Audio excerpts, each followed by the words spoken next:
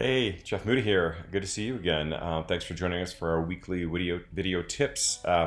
These are obviously the weekly video tips for burnout recovery for you.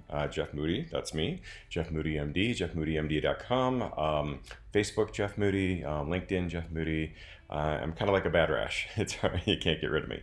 So today, what I thought we would talk about is a tip about kind of getting what you want. And how do you get what you want? The fascinating thing about this is that in general, people talk about you can get what you demand or you can get what you ask for. But I think in general, what ends up happening is you get what you negotiate for. So let's talk a little bit about kind of negotiating tips for success.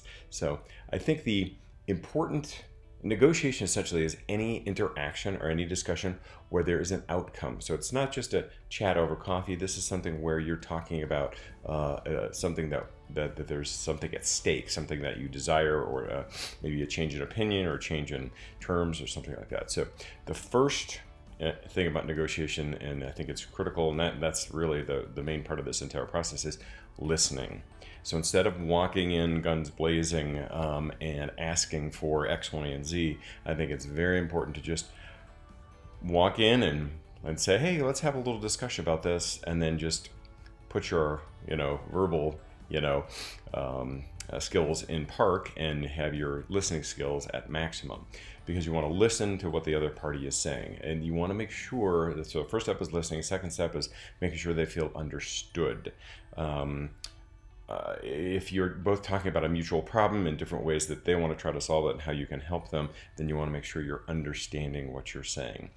A phrase that negotiators talk about is, in order to make people feel more understood, is you want to enter the conversation that is already going on in the mind of the person you're talking to. Like, for example, let's say their thought process is, we need to cut costs.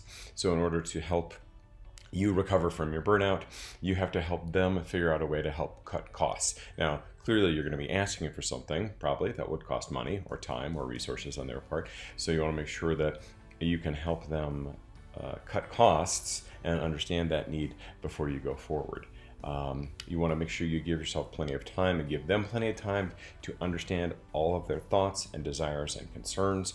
Ask open-ended questions about what their fears and worries are and kind of what their best outcomes could be for all of this. And at the end of the process, you may determine that this may be a deal or this may be an interaction that you don't want to have anything to do with. So sometimes the best deals, and sometimes as a surgeon, I think some of the best surgeries I do are the ones that I don't do. And some of these negotiations that you enter in to help with your burnout may be best served if you end up with no action on your part and no negative outcomes from your side. So hopefully that's helpful for you next time you're talking about negotiating with your partners or your healthcare system or even your significant other. So Jeff Moody MD, come get with us, contact us. We'd love to interact with you.